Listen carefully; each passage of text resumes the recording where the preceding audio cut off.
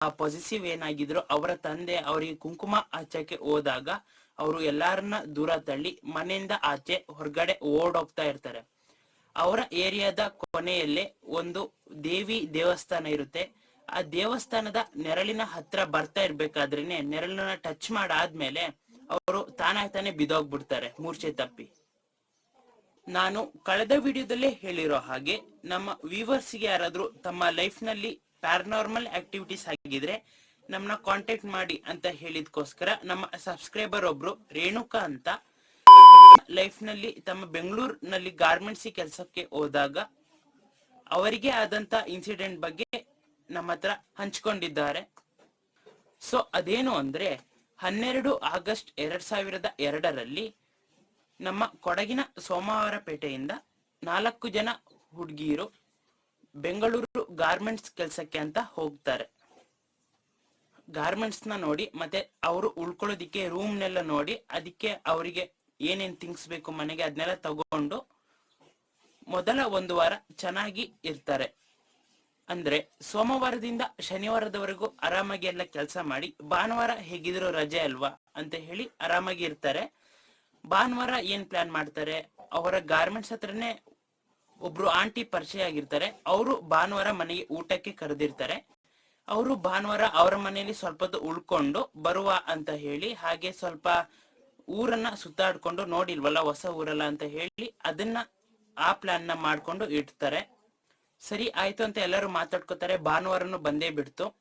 ಭಾನುವಾರ ಬೆಳಗ್ಗೆ ತಿಂಡಿ ಎಲ್ಲ ಮಾಡಿ ಎಲ್ರು ಫ್ರೆಶ್ ಅಪ್ ಆಗಿ ಸ್ನಾನ ಎಲ್ಲ ಮಾಡಿ ಆ ಆಂಟಿ ಮನೆಗೆ ಹೋಗ್ತಾರೆ. ಅವಾಗ ಒಂದು 12 ಗಂಟೆ ಅನ್ನೋಷ್ಟಿಗೆ ಅವ್ರ ಮನೆಗೆ ಹೋಗ್ತಾರೆ. ಸೊ ಇವರು ಸಂಜೆ 7 ಗಂಟೆ ಆಯ್ತಲ್ಲ, ಲೇಟ್ ಆಯ್ತು ಅಂತ ಹೇಳಿ ಅವ್ರಿಗೆಲ್ಲ ಹೇಳಿ ಮನೆಯಿಂದ ಆಚೆ ಬಂದು ಹೊರಡ್ತಾ ಇರ್ಬೇಕಾದ್ರೆ ಗಾರ್ಮೆಂಟ್ಸ್ ಹತ್ರನೇ ಅಲ್ವಾ ಆ ಆಂಟಿ ಮನೆ ಇರೋದು. ಸೊ ಹಾಗೆ ಎಲ್ರು ಗಾರ್ಮೆಂಟ್ಸ್ ನ ನೋಡ್ಕೊಂಡ್ ಬರ್ತಾ ಇರ್ಬೇಕಾದ್ರೆ ಭಾಗ್ಯ ಅನ್ನೋರಿಗೆ ಮಾತ್ರ ಆ ಗಾರ್ಮೆಂಟ್ಸ್ ಹತ್ರ ಯಾರೋ ನಿಂತ ಹಾಗೆ ಭಾಸ ಆಗುತ್ತೆ. ಇದನ್ನ ನೋಡಿ ಅವರು ಜೋರಾಗಿ ಕಿರ್ಚ್ಕೋತಾರೆ. ಆಗ ಈ ಉಳಿದ 4 ಜನ ಏನಿದ್ರು 3 ಜನ ಏನಿದ್ರು ಅವರು ಬಂದು ಏನಾಯ್ತು ಅಂತ ಕೇಳ್ಬೇಕಾದ್ರೆ ಅಲ್ಲಿ ಯಾರೋ ನಿಂತ ಹಾಗೆ ಆಯ್ತು ಅಂತ ಹೇಳ್ತಾರೆ. ಯಾರೋ ಇವ್ರು. ಅಷ್ಟೊತ್ತಿಗೆ ಏನಿಲ್ಲ ಸುಮ್ನೆ ಏನೋ ನೋಡಿ ಎದುರ್ಕೊಂಡಿದ್ಯಾ ಅಂತ ಹೇಳಿ ವಾಪಸ್ ಮನೆಗ್ ಬರ್ತಾರೆ. ಆ ಮಾರನೇ ದಿನ ಏನು ಸೋಮವಾರ ಏನಿದೆ ಆ ದಿನ ಅಮಾವಾಸ್ಯೆ ಇರುತ್ತೆ. ಸೊ ಅಮಾವಾಸ್ಯೆ ಹಿಂದಿನ ದಿನ ಅಮಾವಾಸ್ಯೆ ಬೂದಿ ಅಂತ ಹೇಳ್ತಾರೆ ನಮ್ ಕಡೆ. ಸೊ ಹಾಗಾಗಿ ಭಾನುವಾರ ಇವರು ಹೆದರ್ಕೊಂಡಿದ್ದ ದಿನ ಬಂದು ಅಮಾವಾಸ್ಯೆ ಬೂದಿ. ಆ ದಿನ ರಾತ್ರಿ 11:30-12 ಗಂಟೆ ಅಷ್ಟೊತ್ತಿಗೆ ಆ ಭಾಗ್ಯ ಅನ್ನೋರು ಯಾರಿದ್ರು ಅವರು ಎದ್ದು ನಿಂತು ಕಣ್ಣು ಗುಡ್ಡೆಲ್ಲ ದಪ್ಪ ಬಿಟ್ಟು ಕೈಯೆಲ್ಲ ಮುಷ್ಟಿ ಕಟ್ಟಿ ವಿಚಿತ್ರವಾಗಿ ಕ್ರೀಪಿಯಾಗಿ ಸೌಂಡ್ ಮಾಡ್ತಾ ಇರ್ತಾರೆ. ಇದನ್ನ ಅವ್ರ ಪಕ್ಕದಲ್ಲಿ ಮಾಡ್ಕೊಂಡಿದ್ದ ಇನ್ನೊಬ್ರು ಏನ್ ಮಾಡ್ತಾರೆ, ಅವರು ನಮ್ಮ ಸಬ್ಸ್ಕ್ರೈಬರ್ ಅವರಿಗೆ ಹೇಳಿಸ್ತಾರೆ.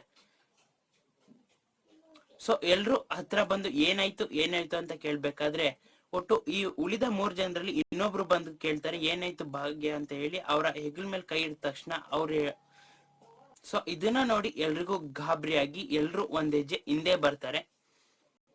ಹೀಗೆ ಮಾತಾಡ್ತಾ ಯಾರ್ ನೀನು, ಯಾವ ಊರ್ ನಿಂದು ಅಂತೆಲ್ಲ ಕೇಳ್ತಾ ಇರ್ಬೇಕಾದ್ರೆ ನಾನು ಅಗೇನ್ ಹೇಳ್ತಾ ಇದ್ದೀನಿ, ಅವರು ನಮ್ಮ ಕೊಡಗಿನ ಸೋಮವಾರಪೇಟೆ ಅವರಿಗೆ ಮದ್ವೆ ಏನು ಆಗಿರಲ್ಲ. ಆದ್ರೆ ಇವತ್ತು ಅಂದ್ರೆ ಆ ದಿನ ಹೇಳ್ತಾ ಇದ್ದಾರೆ, ನಾನು ನಂಜನಗೂಡಿನವಳು, ನನಗೆ ಮದ್ವೆ ಆಗಿ 2 ಮಕ್ಳಿದ್ದಾರೆ ಅಂತ.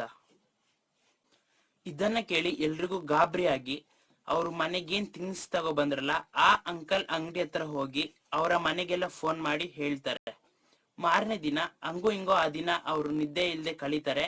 ಮಾರನೇ ದಿನ ಅವರ ಮನೆ ಅವರು ಬಂದು ಹೀಗೆ ಮಾತಾಡ್ತಾ ಇರ್ಬೇಕಾದ್ರೆ ಮಾರನೇ ದಿನ ಬೆಳಗ್ಗೆ ಎಲ್ಲ ಆರಾಮಾಗಿ ಚೆನ್ನಾಗಿ ಇರ್ತಾರೆ.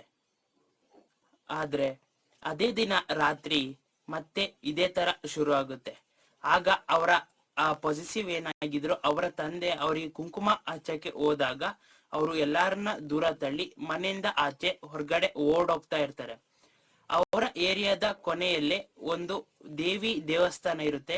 ಆ ದೇವಸ್ಥಾನದ ನೆರಳಿನ ಹತ್ರ ಬರ್ತಾ ಇರ್ಬೇಕಾದ್ರೇನೆ ನೆರಳನ್ನ ಟಚ್ ಮಾಡಾದ್ಮೇಲೆ ಅವರು ತಾನೇ ಬಿದೋಗ್ಬಿಡ್ತಾರೆ ಮೂರ್ಛೆ ತಪ್ಪಿ.